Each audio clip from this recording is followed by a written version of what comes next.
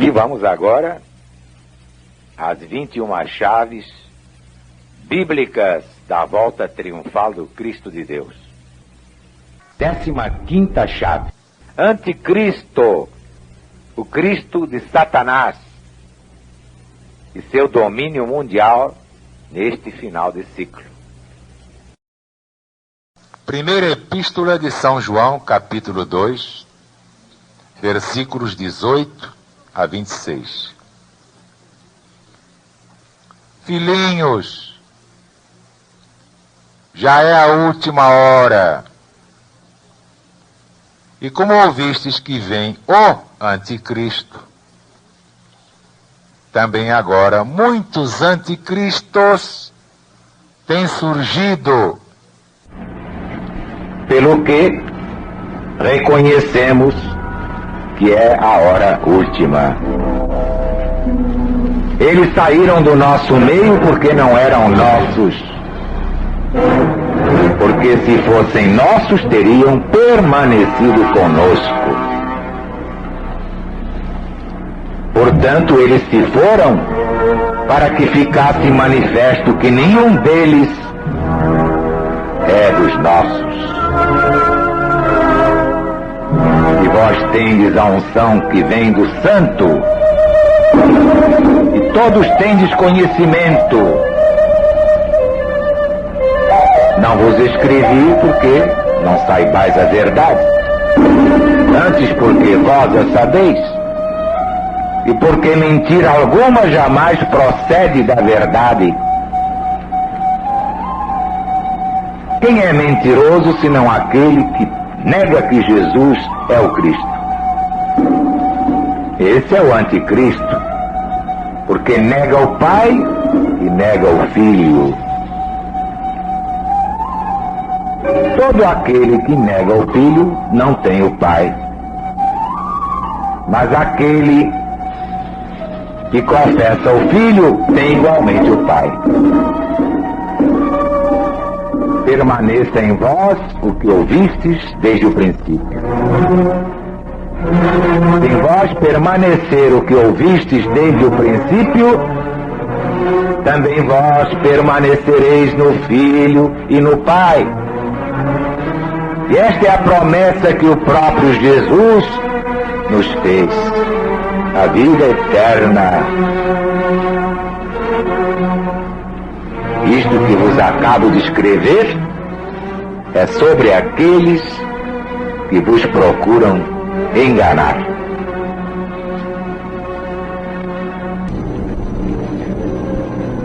Agora chegamos à primeira Epístola de São João, capítulo 4, versículos 1 a 8.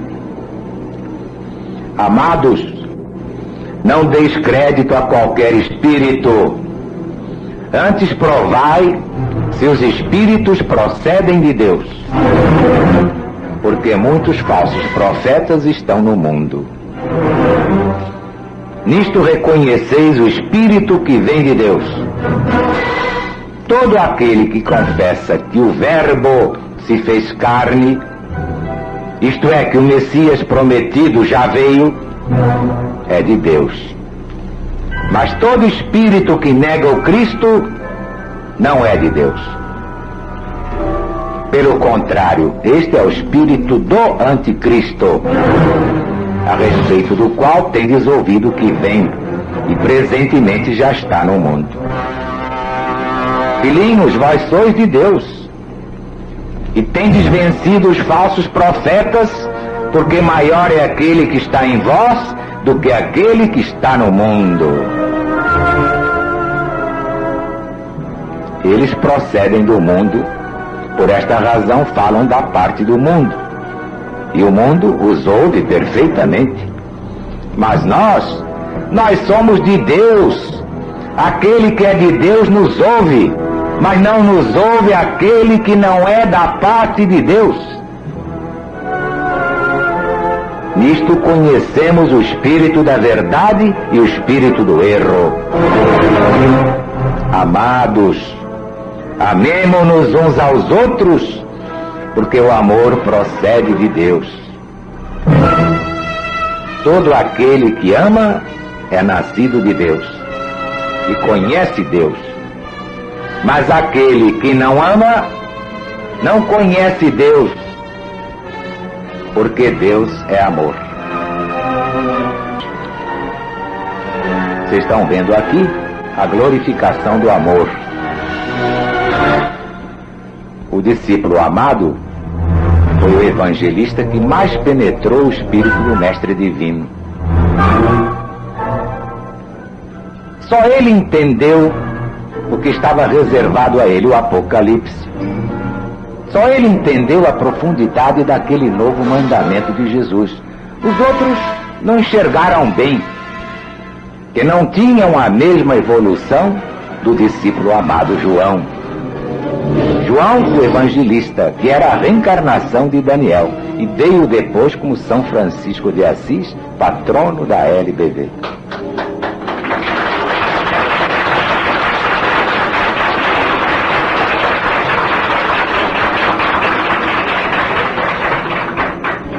Esta recomendação, feita há quase 2000 anos, meu Deus, ela está atualíssima. Não deis crédito a qualquer espírito. Antes provai se os espíritos procedem de Deus. Porque muitos falsos profetas estão no mundo. Isto aqui é uma advertência muito séria. Geralmente ficam todos obsidiados. Mas eu acho que não se deve brincar com essas coisas. Em todo caso, Deus respeita o livre-arbítrio. Quem sou eu para não o respeitar? Meus amigos, meus irmãos, Deus está presente.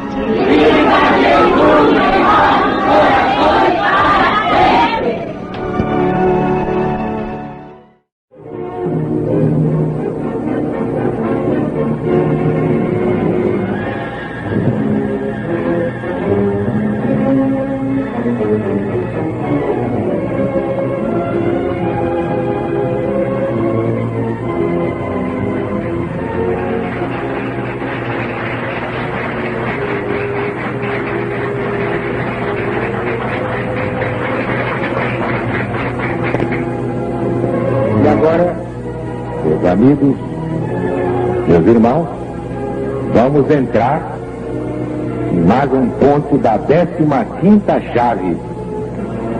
O anticristo, o Cristo de Satanás, seu domínio mundial neste final do ciclo.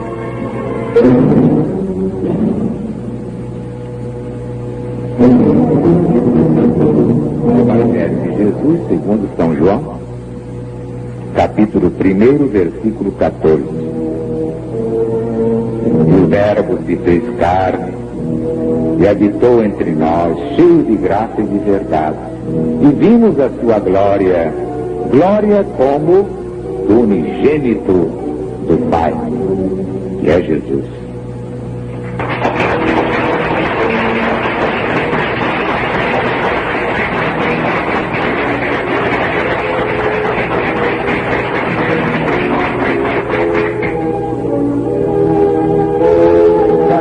Meus amigos, meus irmãos,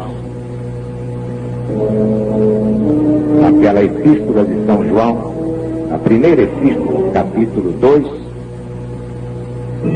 o alertamento contra os anticristos e o anticristo.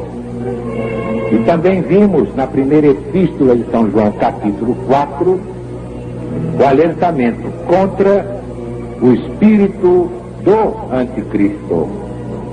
Está aí diante dos nossos olhos, pelo Brasil e por toda a humanidade. O evangelista profeta fala do anticristo no idioma grego anticristo e de muitos anticristos, definindo todos os inimigos do Cristo, incluindo aí os falsos cristos, em grego pseudo-cristoi. Portanto, o anticristo aí aparece distinto de muitos anticristos e do espírito do anticristo, que é a marca de todos eles. Vocês não identificam facilmente neste mundo o espírito do anticristo? Qualquer indivíduo que vive para o mal já está com a marca do anticristo. Então, está padecendo desta doença, o espírito do anticristo. Mas aqui na Escritura, caracterizadamente, o sinal inconfundível é a rejeição do Messias prometido desde Moisés no Deuteronômio. Aqueles que dizem que Jesus não é o Cristo, como adverte o evangelista profeta, negando, portanto, a encarnação do verbo logos em grego. Sem dúvida, os muitos anticristos, através dos séculos, não fazem outra coisa senão abrir caminho para o anticristo que está em Daniel e no Apocalipse de Jesus segundo São João. Façam sempre esta diferença. Os anticristos, mas o anticristo, este é que vai ter o domínio mundial, embora muito transitório, graças a Deus, mas vai fazer um estrago, eu vou lhe contar.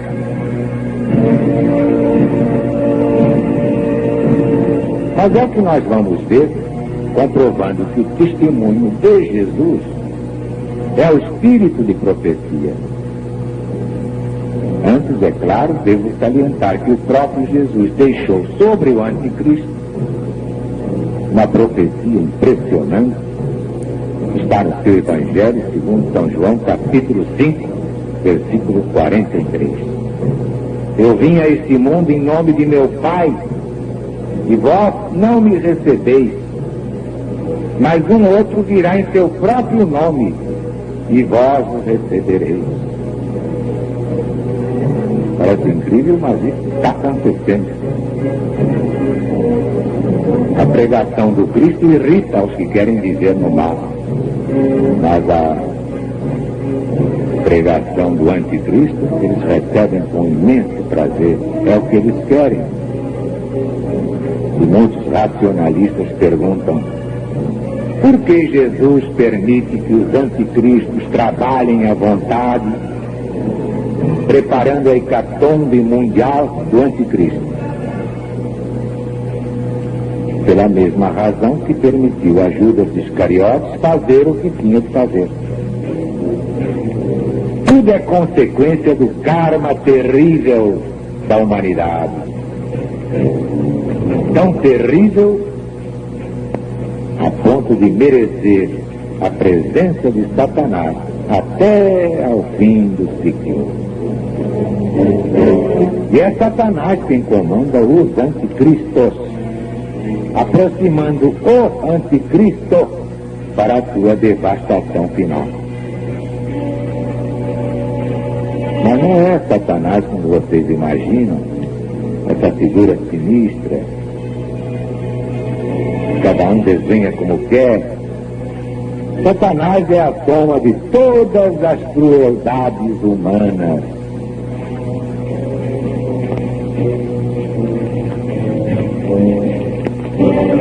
Quando a maldade humana aumenta, aumenta a força de Satanás. Quando diminui a maldade humana, a força de Satanás diminui. No dia em que não houver maldade no mundo, Satanás estará morto e enterrado para todo sempre. Vocês são capazes de compreender o que estou ensinando pela primeira vez na história do mundo?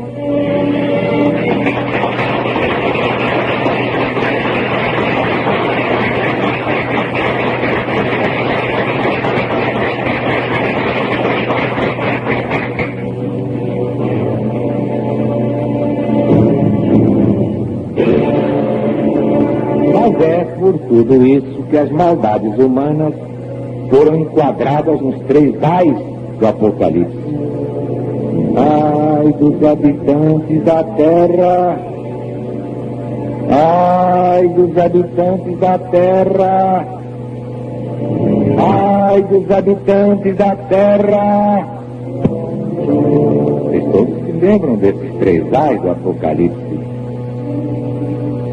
A maior mensagem dos milênios, ela está em rotação diária, em translação diária,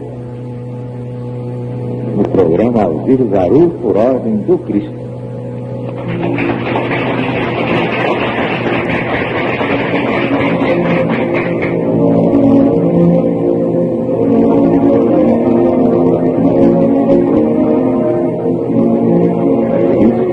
Humanas foram enquadradas nos 3 ais da revelação de Deus a Jesus, que a transmitiu a João. O seu poder era de danarem os homens por 5 meses. E tinham sobre si um rei, o anjo do abismo, que em hebraico se chama Abaddon. Em grego, Apolion, que significa o exterminador. É já passado um ai. Mas eis que ainda depois disto virão 2 ais. Apocalipse capítulo 9, versículos 10 a 12. Muitos céticos se divertiam com essa profecia. Mas quando os ais se transformam em guerras mundiais, quando a dor ensina a pensar e gemer, surgem os grandes depoimentos como aquele de Bernard Shaw. Confesso que depois de ter estudado a terra e os homens durante 70 anos, não vejo outro remédio para a miséria do mundo, senão o caminho do Cristo.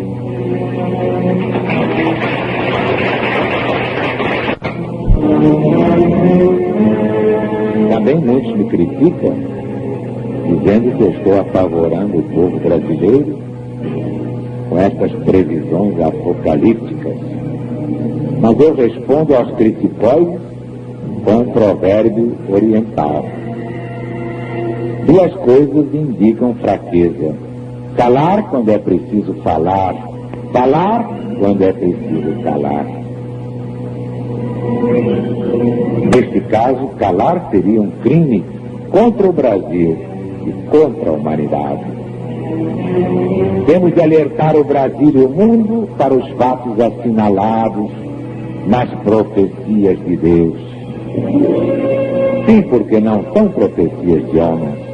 Mesmo quando os homens são profetas, que se chamam João, Isaías, Jeremias, Ezequiel, Daniel e tantos outros eleitos do Cristo. Nem mesmo chamados profetas entendem as profecias que recebem do alto. Diz Daniel: ouvi, mas não entendi. E o mesmo dizem todos os outros, que são meros instrumentos nas mãos do onipotente, onisciente, onipresente, nosso Criador e Pai. O Evangelho de Jesus, segundo São João, capítulo 1, versículo 14. E o Verbo se fez carne e habitou entre nós, cheio de graça e de verdade. E vimos a sua glória, glória como do unigênito do Pai, que é Jesus.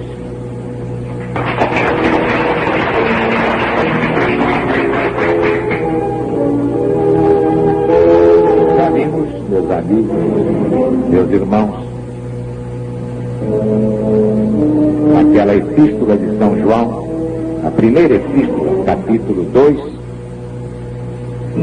o alertamento contra os anticristos e o anticristo.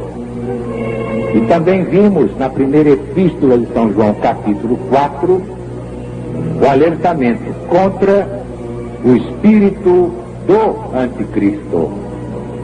Está aí diante dos nossos olhos, pelo Brasil e por toda a humanidade.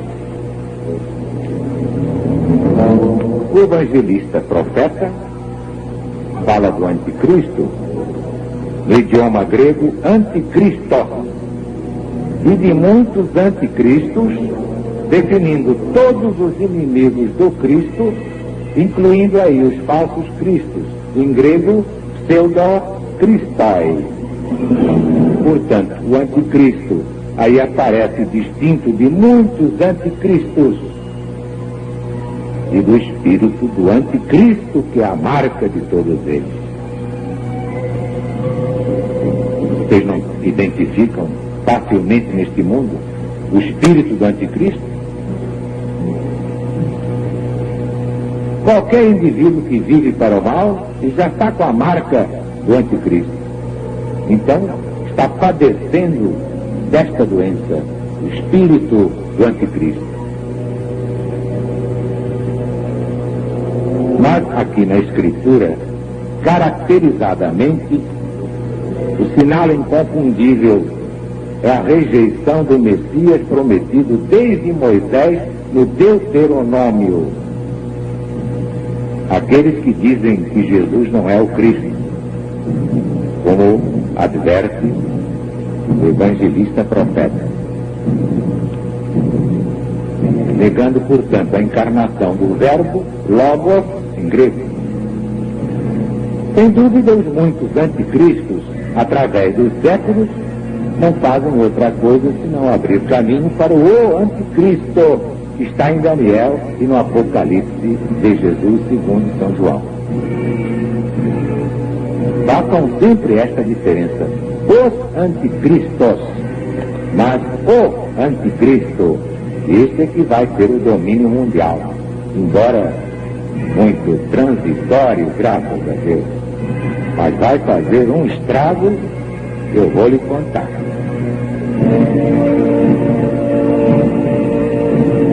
Mas é o que nós vamos ver, comprovando que o testemunho de Jesus é o espírito de profecia. Antes, é claro, devo salientar que o próprio Jesus deixou sobre o anticristo uma profecia impressionante. Está no seu Evangelho, segundo São João, capítulo 5, versículo 43. Eu vim a este mundo em nome de meu Pai, e vós não me recebeis, mas um outro virá em seu próprio nome, e vós o recebereis. Parece incrível, mas isso está acontecendo.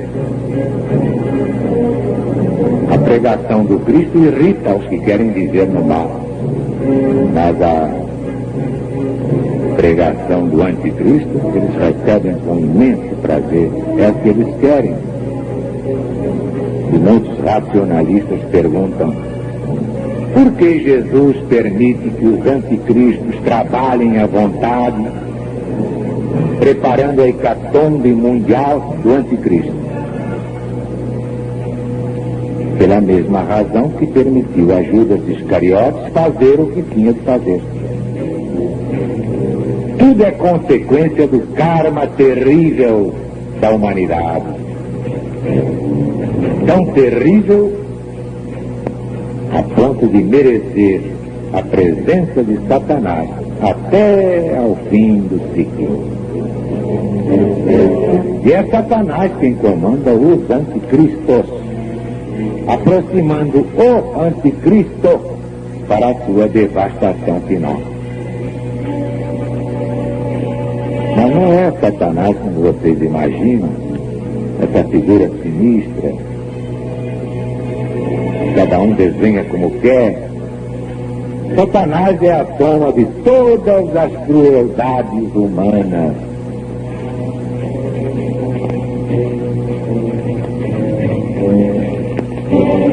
Quando a maldade humana aumenta, aumenta a força de Satanás.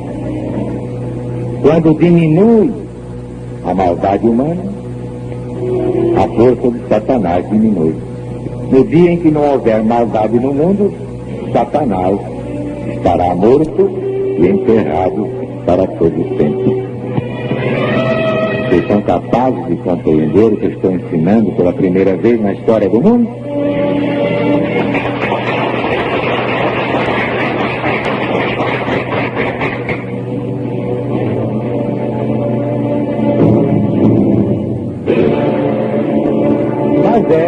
tudo isso que as maldades humanas foram enquadradas nos 3 ais do Apocalipse. Ai dos habitantes da terra! Ai dos habitantes da terra! Ai dos habitantes da terra! Vocês todos se lembram desses 3 ais do Apocalipse?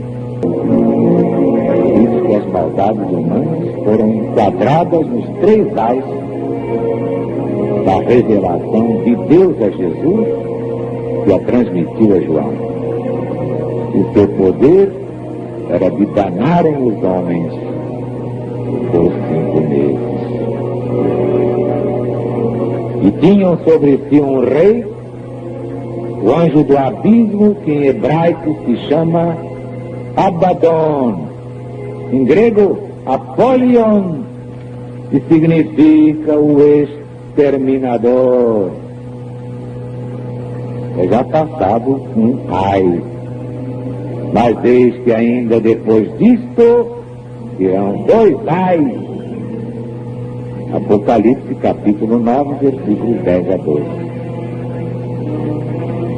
Muitos céticos se divertiam com essa profecia, mas quando os ais se transformam em guerras mundiais, quando a dor ensina a pensar e gemer, surgem os grandes depoimentos como aquele de Bernard Shaw.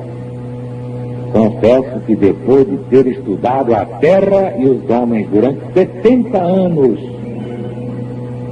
não vejo outro remédio para a miséria do mundo, senão o caminho de Cristo.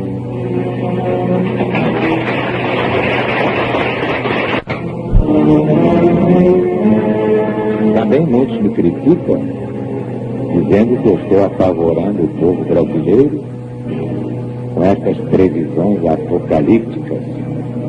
Mas eu respondo aos criticóides com um provérbio oriental. 2 coisas indicam fraqueza: calar quando é preciso falar, falar quando é preciso calar. Neste caso, calar seria um crime contra o Brasil e contra a humanidade. Temos de alertar o Brasil e o mundo para os fatos assinalados nas profecias de Deus. Sim, porque não são profecias de homens. Mesmo quando os homens são profetas, que se chamam João, Isaías, Jeremias, Ezequiel, Daniel e tantos outros eleitos do Cristo. Nem mesmo chamados profetas entendem as profecias e recebem do alto. Diz Daniel: ouvi, mas não entendi. E o mesmo dizem todos os outros, que são meros instrumentos nas mãos do onipotente, onisciente, onipresente, nosso Criador e Pai. Agora, todos podem entender por que a Bíblia Sagrada é realmente a palavra de Deus. Exatamente pelas profecias que deu aos seus servos, os profetas. Parece incrível. Não são os profetas que fazem as profecias, eles as recebem por inspiração divina. Basta dizer que estes profetas só agora começam a entender as profecias que receberam. É muito simples, os profetas não podem prever nada, porque nenhum deles é Deus. Os profetas não podem nem explicar as profecias que recebem ou receberam do Altíssimo. Só mesmo Deus, através do Cristo, pode fazê-lo àqueles que têm merecimento. Basta recordar as seguintes palavras do Apocalipse de Jesus segundo São João, capítulo 1, versículos 1 a 3. Revelação de Jesus, o Cristo, que Deus lhe deu para mostrar aos seus servos as coisas que em breve vão acontecer. E que ele, enviando-as por intermédio do seu anjo, notificou ao seu servo João, o qual atestou a palavra de Deus e o testemunho do Cristo quanto a tudo que viu. Bem-aventurados os que leem e ouvem as palavras desta profecia e guardam as coisas nela escritas, porque o tempo está próximo.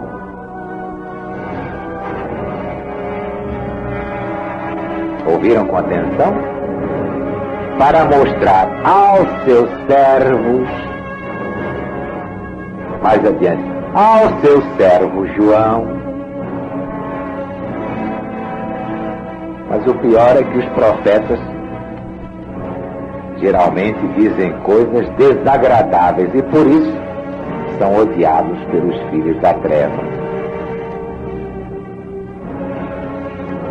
Já dizia Jesus, Evangelho segundo São Lucas, capítulo 4, versículo 24. Ninguém é profeta em sua própria terra. E outros traduzem, nenhum profeta é bem aceito em sua própria terra. E outros de outra forma, nenhum profeta é sem honra senão em sua terra e dentro de sua própria casa. Isso é uma grande verdade. Mas vocês perceberam o que isto significa?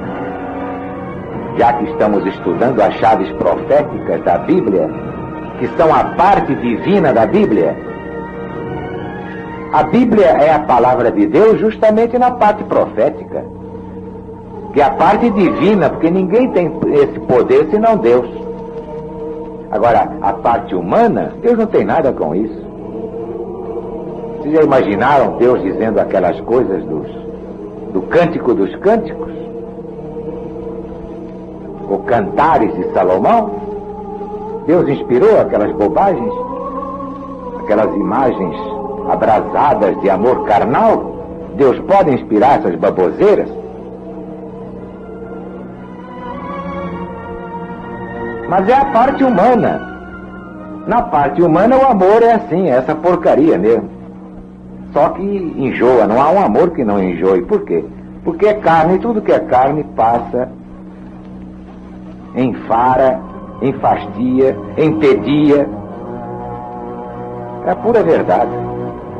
Não há um amor, por mais belo que seja na parte carnal, que dure além de um ano. Você pode trazer a mulher mais linda, mais escultural. Um ano depois o homem se cansou dela. Você pode trazer o homem mais formidável do mundo, dá a mulher, um ano depois ela já não quer nem ver a cara dele. Por quê? Porque o amor carnal é assim. Amor que nasce na carne e morre logo na carne. Então acho graça tanta gente a consultar os autores de horóscopo. Devo casar com alguém do signo de Leão? Eu sou de Áries. Devo casar com não sei quem, que é do Escorpião, que eu sou de Peixes. Como se isso fosse resolver. Aproveitam a ignorância popular para faturar alto. Mas há muita gente vivendo de horóscopos, e tudo na base da falsidade. O que é que Jesus disse da sua missão? Que era mostrar o que a cada um de nós? A vida eterna. Então, se há um amor eterno, é o do Espírito, não é da carne, porque a carne não é eterna. Todo amor que nasce da carne dura um mês. Se você quer ser feliz com o homem com quem vai casar, veja se você o ama espiritualmente. E você quer ver se vai ser feliz com a mulher que você diz amar? Você veja bem se a ama espiritualmente, senão seu amor vai acabar daqui a um ano depois do casamento. E não adianta desquite, não adianta divórcio, que vai cair na mesma palhaçada sempre. Pode casar mais 3 vezes, mais 40, vai ser a mesma palhaçada. Só há uma maneira de acertar no casamento, é o casamento espiritual. Isso é de Deus. E Deus juntou, o homem não separa. Mas o que juntou o apetite, isso Deus não quer saber. É isso aí.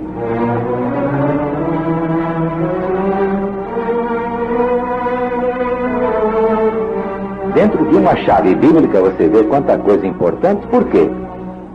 Porque os profetas trouxeram profecias eternas. Por quê? Porque são do eterno. O eterno é Deus. O homem não pode profetizar sozinho. Então, o que é divino na Bíblia Sagrada? Aquilo que vem de Deus. São as profecias. Não houve uma que não se cumprisse. Não haverá uma que não se cumpra. Agora, tudo que é profecia, sim, é de Deus e é eterno. Isso é que vocês devem guardar. Mas só essa lição do amor valeu, não valeu?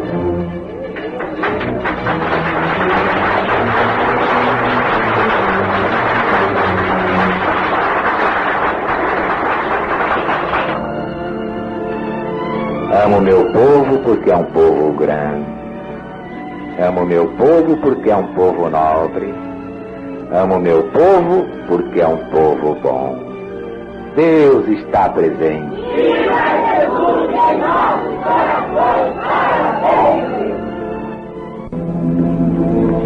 Vejamos então mais um trecho da chave bíblica número 15, aquela que assinala a atividade do anticristo, o Cristo de Satanás, e seu domínio mundial deste final de ciclo.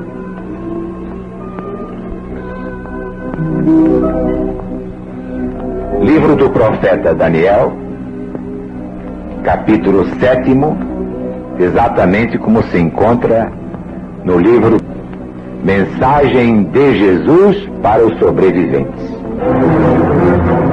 Capítulo 7 de Daniel.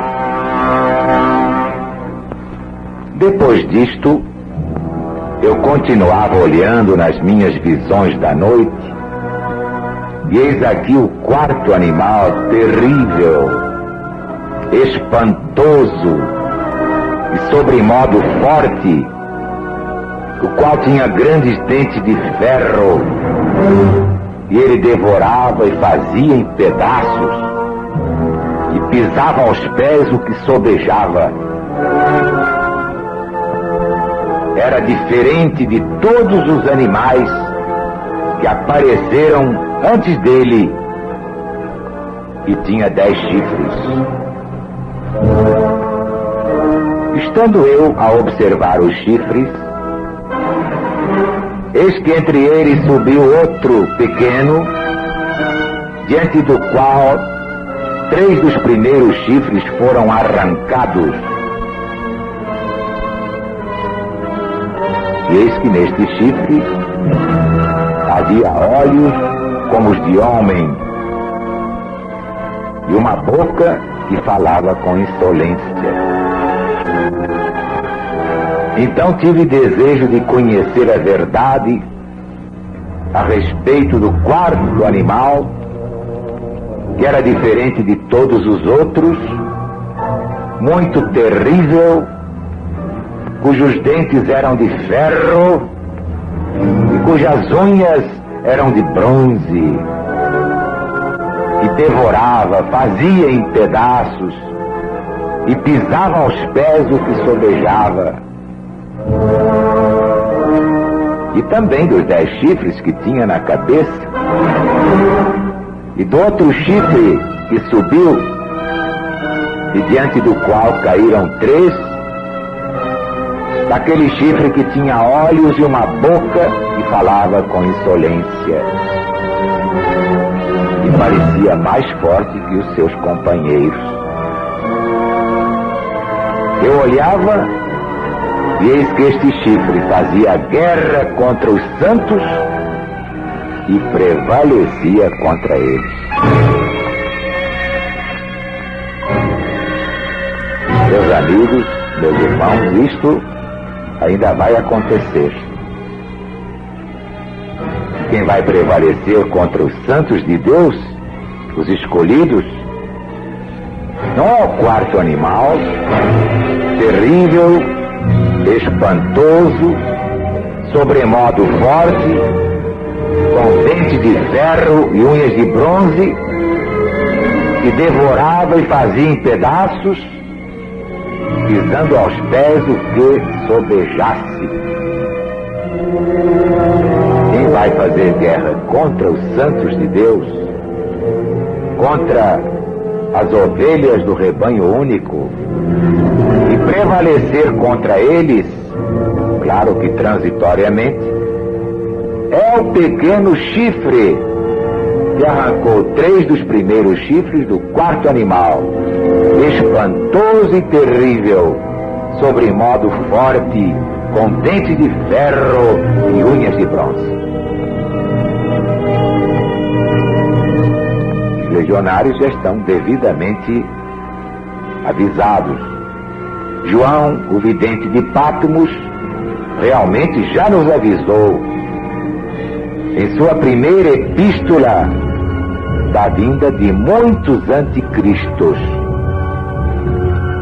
Mas é claro que salientou o pior de todos, o anticristo do fim, que é exatamente o Cristo do diabo. Já expliquei aqui que assim como há a Trindade do bem, Deus, Jesus, Espírito Santo, Paráclito, também há a Trindade do mal, Satanás, Anticristo, falso profeta. Este é o falso Cristo de Satanás. E este, quem o define muito bem, é o apóstolo Paulo, na segunda epístola aos Tessalonicenses, capítulo 2, versículos 1 a 4. Irmãos, no que diz respeito à volta de nosso Senhor Jesus Cristo e a nossa reunião com Ele, nós vos exortamos a que não vos demovais de vossa mente, supondo tenha chegado o dia do Senhor. Ninguém, de nenhum modo, vos engane. Isso não acontecerá sem que venha primeiro a apostasia e seja revelado o homem da iniquidade, o filho da perdição, o qual se opõe e se levanta contra tudo que se chama Deus, a ponto de sentar no santuário de Deus, ostentando-se como se fosse o próprio Deus. Ninguém diria melhor. Isto prova que na parte profética das suas epístolas ou cartas, o apóstolo Paulo foi inspirado exatamente por Deus. Seus erros, que apontei em outra obra, representam a parte humana da Bíblia, e Deus não tem nada com isso. O próprio apóstolo dos gentios deixou 2 advertências que liquidam este assunto. Primeira,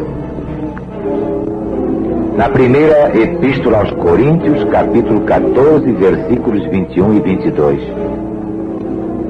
Na lei está escrito: por outras línguas e por outros lábios falarei a este povo, mas nem ainda assim eles me ouvirão, diz o Senhor Deus. As línguas, pois, são um sinal não para os fiéis, mas para os infiéis. Agora, as profecias são um sinal não para os infiéis, mas para os fiéis.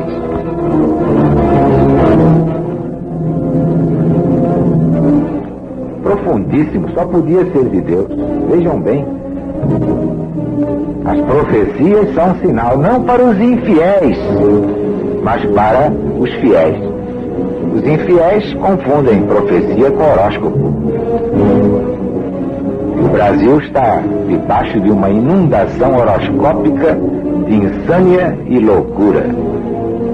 Todo mundo agora não faz nada sem primeiro ouvir o horóscopo. Isso é prova de escravidão mental da pior categoria. Quem se prende ao horóscopo já está preso à teia da ignorância. Esse não tem mais remédio. Segunda advertência de Paulo apóstolo. Segunda a Timóteo, capítulo 3, versículos 16 e 17. Toda escritura divinamente inspirada é útil para ensinar, para repreender, para corrigir, para formar na justiça, a fim de que o homem de Deus seja perfeito, apto para toda obra boa. Ouviram com atenção?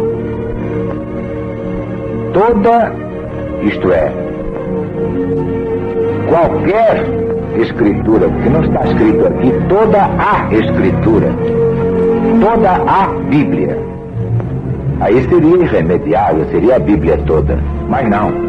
Toda escritura, toda sem o A escritura, senão seria toda ela de Deus, mas não.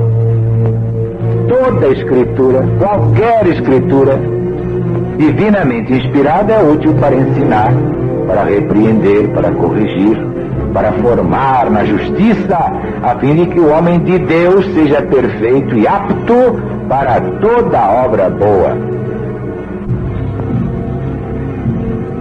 Então está aqui bem claro, não é toda a escritura.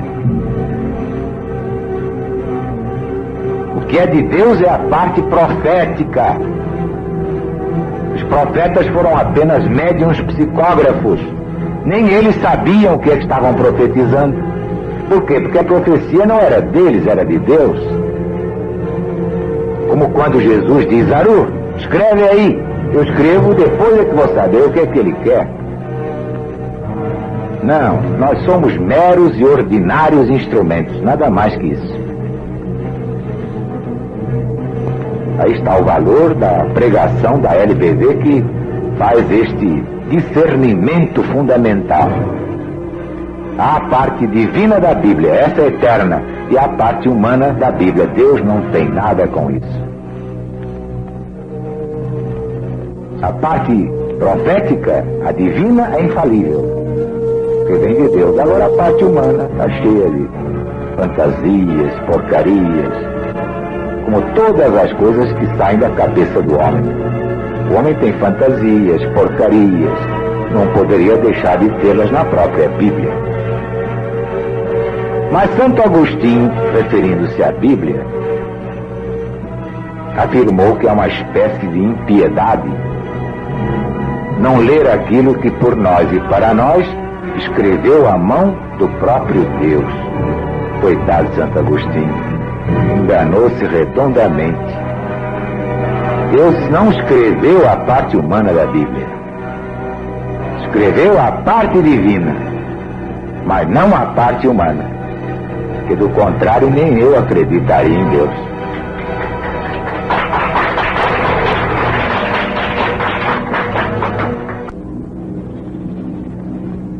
Chegamos ao ponto em que há o poema do Senhor dos Exércitos. É que muita coisa na Bíblia ninguém sabe explicar, porque não conhece a verdade que liberta. Então eu dizia aqui, neste livro, Mensagem de Jesus para os Sobreviventes. Ainda tenho um poema que recorda os tempos em que eu protestava contra tudo que me parecia absurdo na Bíblia. Vejamos então o poema do Senhor dos Exércitos. Senhor, já que ordenaste lealdade àqueles que te buscam de alma pura, aqui da minha solidão obscura, quero falar-te com sinceridade. Para o homem, o problema religioso, o das origens e finalidades da nossa e das demais humanidades, é o maior, o mais sério e tenebroso. Pois há coisas difíceis de aceitar nesta sagrada Bíblia edificante. E visto que, senhor, sou protestante, desejo humildemente protestar. Longe de mim cair em heresia por um simples capricho atrabiliário, mas a crer num Jeová totalitário, prefiro a execração da apostasia. Sereno, pois, eu te ergo a minha prece, na certeza de que me perdoarás qualquer observação menos sagaz, que só o mestre tempo me esclarece. Senhor, não creio que este livro santo tenha todo ele inspiração divina, porque tua santíssima doutrina não pode rebaixar-se tanto e tanto. Se aos povos todos amas com efeito, na equidade da tua perfeição, por que essa escandalosa proteção aos filhos de Israel, o povo eleito? Se o dogma é uma verdade revelada aos eleitos de Deus, é indiscutível. Tens uma casta privilegiada a submeter a plebe desprezível. Se disseste crescei e multiplicai-vos a Eva e Adão em teu bíblico texto, sancionaste ipso facto o mal do incesto, de que hoje ainda perduram tristes laivos. Se eternas são as leis da natureza, se eternas são as tuas leis de escola, como pôde num rasgo de grandeza o velho Josué parar o sol? Se aquele mandamento não matar, do teu divino amor é santo eflúvio, como é que poderias num dilúvio teus desgraçados filhos afogar? Se Jesus ensinou aos bons cristãos que a perfeição maior está no amar, como pôde no templo chicotear vendilhões ignorantes? Mas, irmãos, a coisa mais ilógica, meu Deus, que a fé dos cristãos míopes refutar fatos concretos e justificar contradições na Bíblia dos Hebreus? Por que tantos anátemas ao sexo nos púlpitos de todos os países, se os seus truculentíssimos juízes nada entendem de assunto tão complexo? Nesse particular, nego as berrinas de Salomão nas suas preleções, porque teve, apesar dos seus sermões, 1000 mulheres e delas concubinas. Como explicar pecados e defeitos contra os quais os doutores deblateram, se os homens e as mulheres que adulteram à tua semelhança foram feitos? É por tudo isto e muita coisa mais que eu posso discutir com equilíbrio que a ciência desmascara esse ludíbrio em que chafurdam crédulos mortais. Não posso concordar com tais parlendas que difundem tamanhas inverdades. Se a Bíblia tem muitíssimas verdades, tem também suas fábulas e lendas. Por outro lado, ó Deus, se a vida é bela, tem tanta coisa trágica e tão séria. Por que has de permitir tanta miséria, se te é tão fácil acabar com ela? Senhor, há tantas coisas incoerentes. Tu que és do mundo, Criador e dono, por que deixas que morram no abandono milhares de criancinhas inocentes? Perdão, meu Pai, pelo que digo aqui. Eu te suplico em nome do teu Cristo, mas quero que me expliques tudo isto, pois do contrário, eu não crerei em ti.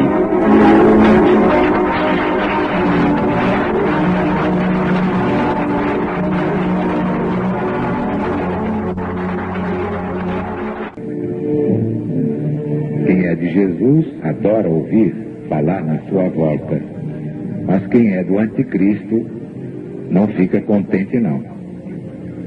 Começa a passar mal e ainda diz, mas Jesus voltar para quê? Pensei que ele estivesse preso na cruz definitivamente, e lá vem esse Zaru dizer que Jesus não está mais preso. Imaginem em que estado deve estar essa consciência, hein? Nós vimos na Bíblia Sagrada que 2 livros se completam. Este ensino é da mais alta importância. Primeiro, o livro do profeta Daniel. Segundo, o Apocalipse, que é de Jesus, segundo São João. Vocês se lembram daquele grande cientista que descobriu a lei da gravidade?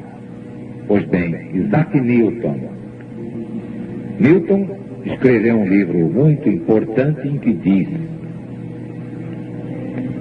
o Apocalipse foi escrito no mesmo estilo e na mesma linguagem das profecias de Daniel. E tem com estas a mesma relação que elas têm entre si. Assim, representa uma profecia completa que se constitui de 2 partes. Uma profecia introdutória e sua interpretação. Por sua vez, a profecia se divide em 7 partes sucessivas, pela abertura dos 7 selos do livro que Daniel teve ordem de selar. Exatamente por isso, é chamado Revelação ou Apocalipse de Jesus. O nome do livro de Newton é o seguinte: As Profecias de Daniel e o Apocalipse. Já dissemos aqui que as profecias constituem a parte divina da Bíblia. Por isso mesmo é que afirma São Pedro que nenhuma profecia da Escritura, isto é, da Bíblia, é suscetível de interpretação particular. Eu acho genial esta advertência. E claro que uma entidade muito sublime, muito alta, altíssima, transmitiu essa advertência ao grande pescador. Nenhuma profecia da Bíblia é suscetível de interpretação particular. Quer dizer, não adianta fantasiar, bancar o gênio, o genioso, tem que ser porque eu disse. Mas aqui não é nada disso, não. Aqui, quando vem a profecia na Bíblia, ela é de Deus através deste ou daquele profeta. Guardem bem esta advertência. Nenhuma profecia da Escritura pode ter interpretação particular. Só vale, vigora, permanece para todo sempre a interpretação do próprio Deus. Esta frase está na segunda epístola de São Pedro, capítulo 1, versículo 20. Ele recebeu essa advertência depois também de advertir: o fim de todas as coisas está próximo. Primeira epístola, capítulo 4, versículo 7.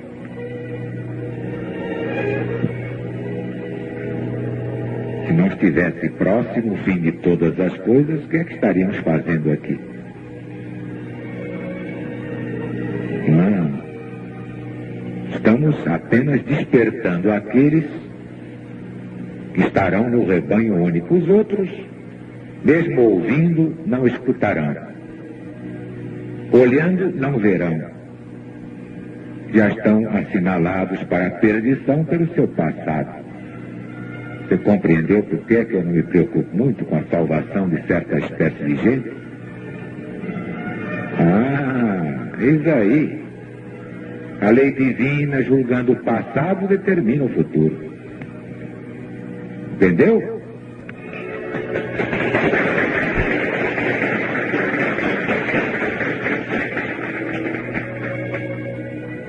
Esse era o recado que eu queria dar, porque cabe perfeitamente aqui o chamamento final do Apocalipse.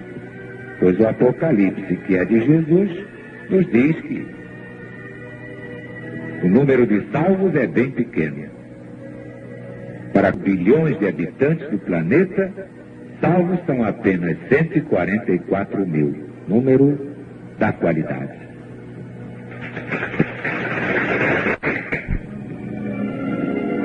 Agora, para encerrar,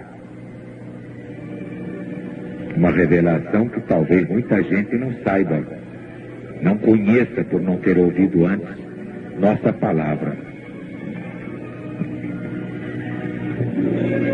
João, o evangelista, e Daniel, do Velho Testamento, são a mesma pessoa. São o mesmo espírito, isto é, uma única individualidade em duas personalidades.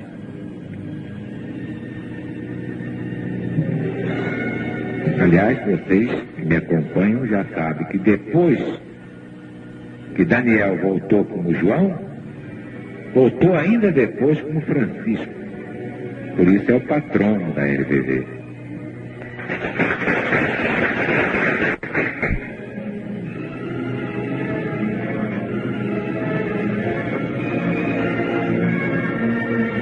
Não é nenhum homem quem revela os mistérios da Bíblia Sagrada. É o próprio Jesus, o Cristo. E é por isso que o anticristo procura eliminar aqueles que são capazes de receber as mensagens ocultas da Bíblia Sagrada. E é isso que explica os sofrimentos de João, de Daniel, de Francisco, do irmão Zaru, que tem de lutar sempre contra os anticristos de todos os tempos. Mas, como pergunta São Paulo apóstolo, se Deus é por nós, quem será contra nós? Só a verdade ficará de pé. Meus amigos, meus irmãos, vamos perseverar estudando as profecias de Deus.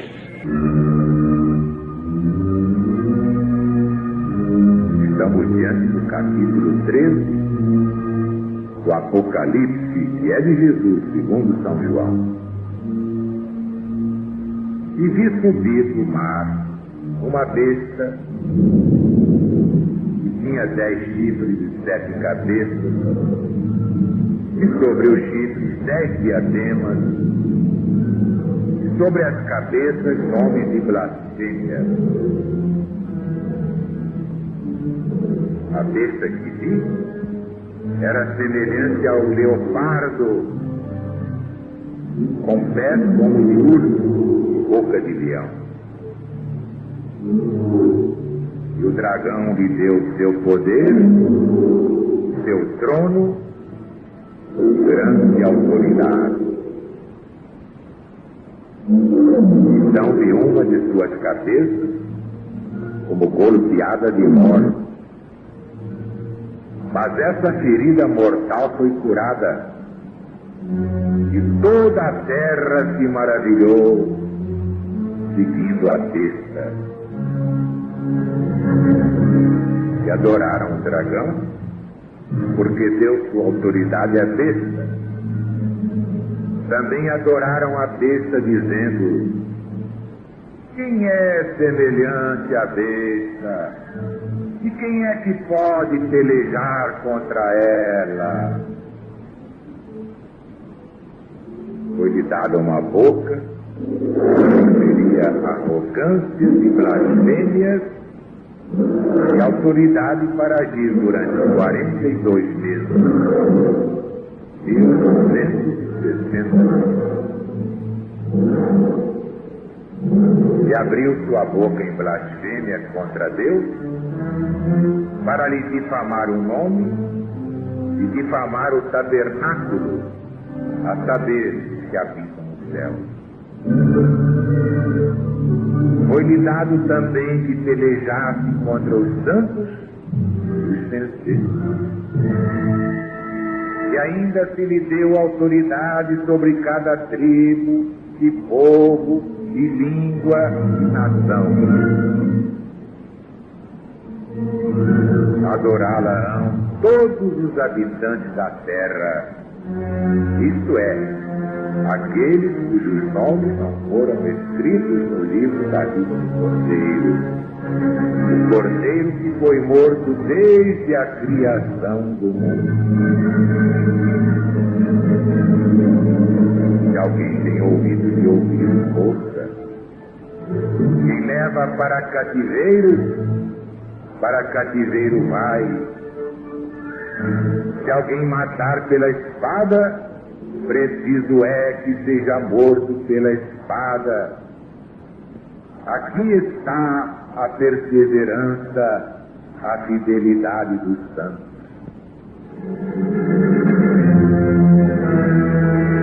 E ainda, outra besta emergiu da terra. Tinha 2 chifres, parecendo cordeiro, mas falava como dragão. Exerce toda a autoridade da primeira besta na sua presença. Faz com que a terra e os seus habitantes adorem a primeira besta, cuja ferida mortal fora curada. Também opera grandes sinais, de modo que até fogo do céu faz descer a terra diante dos homens. Seduz os habitantes do mundo por causa dos sinais que lhe foi dado executar diante da besta, dizendo-lhes que façam uma imagem da besta, aquela que, ferida pela espada, sobreviveu. Lhe foi dado comunicar fôlego à imagem da besta, para que a imagem não só falasse, mas também fizesse morrer todos os que não adorassem a imagem da besta.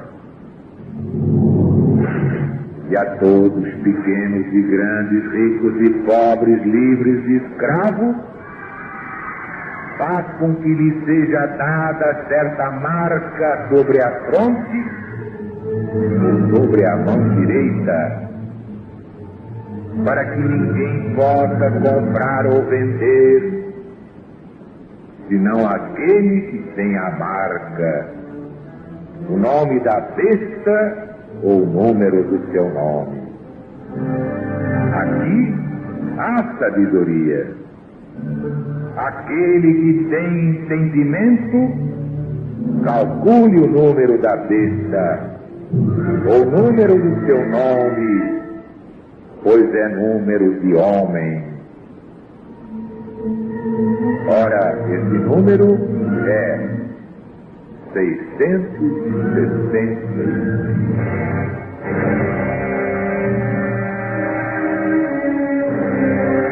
Nas várias voltas cíclicas do Apocalipse, já dissemos o bastante sobre esta besta. Quem há semelhante à besta? Quem é que pode pelejar contra ela? Vocês já viram tudo, né? Se eu disser também, ponto por ponto, como é que vocês vão gravar? As melhores lições são aquelas que aprendemos praticamente sozinhos. Também alguém me pergunta, e quem é o anticristo, presidente? Se você pegar o livro Mensagem de Jesus para o Sobrevivente, mas se pegar mesmo com um estudante ou estudioso, você vai achar o anticristo. Então você não vai me perguntar se é um homem, se é uma nação, se é uma entidade espiritual, porque está na cara. Só me acrescenta aqui a intuição, como está no livro, sobre o anticristo, precedido de tantos anticristos, teremos de falar muito. Por ora, cabe-me relembrar alguns pontos da carta à mocidade legionária e aos soldadinhos de Deus, e que abre as mensagens do presidente, editadas pela sucursal da LBV em São Paulo. Esse anticristo, o pior de todos os que já vieram, está agindo ocultamente, provocando a apostasia geral. Na LBV, ele também tem atuado por todos os meios e modos. Sua tática é dividir para reinar. Mas brevemente o anticristo deixará de agir ocultamente. Ele se julgará forte para destruir o Cristo e todos os cristãos dignos deste nome.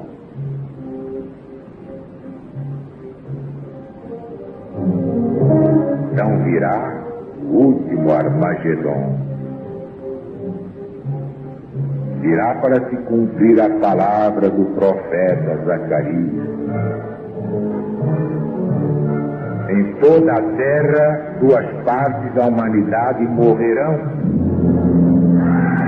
E Deus acrescenta: farei passar pelo fogo a 3ª parte, e a purificarei como se purifica a prata, e a provarei como se prova o ouro. Não é meu, não, está na Bíblia, é profecia de Deus através do livro do profeta Zacarias, capítulo 13, versículos 8 e 9.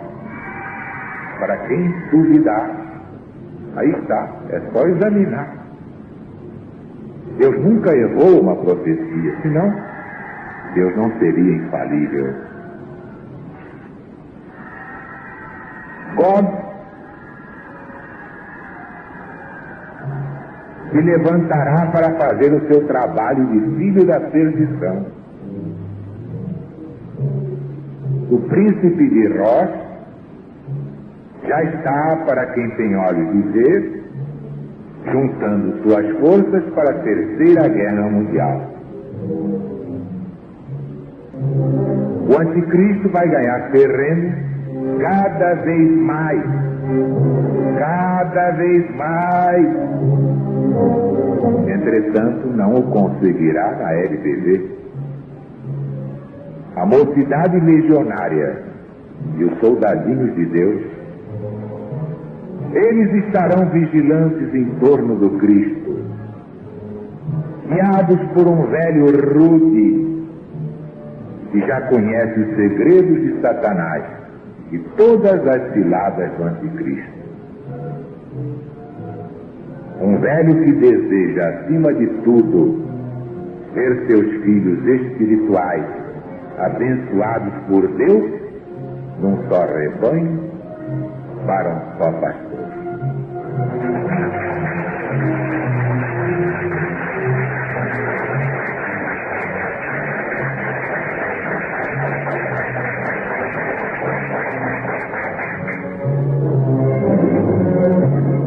Estamos, portanto, todos nós sem apercebido.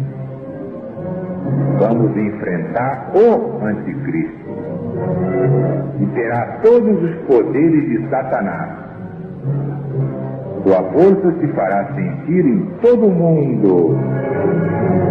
E como avisa o Apocalipse de Jesus, segundo São João, adorá-lo-ão todos os habitantes do mundo. Isto é, aqueles cujos nomes não foram escritos no livro da vida do Cordeiro de Deus. A advertência do próprio Jesus, que deixou bem claro no seu Evangelho, segundo São João, capítulo 5, versículo 43. Eu vim a este mundo em nome de meu Pai, e vós não me recebeis. Outro, o anticristo, virá em seu próprio nome, e vós o recebereis. Eis aí como termina a 15ª chave da volta triunfal de Jesus no livro Mensagem de Jesus para os Sobreviventes. Agora vocês vão meditar um pouco e dar a sua contribuição. Eu não posso mastigar tudo para o povo engolir. Vocês têm que mastigar um pouquinho também. E só assim haverá merecimento. Mas vejam bem, 2/3 da humanidade vão morrer pelo fogo. E a terça parte restante ainda vai passar pelo fogo para ser purificada. E resta o número dos salvos, 144.000. Um mundo que há bilhões. Vejam bem, num mundo em que há bilhões de criaturas. Enfim, os legionários não serão pegados desprevenidos. Eles já estão mais que avisados pelo velho russo. Deus está presente.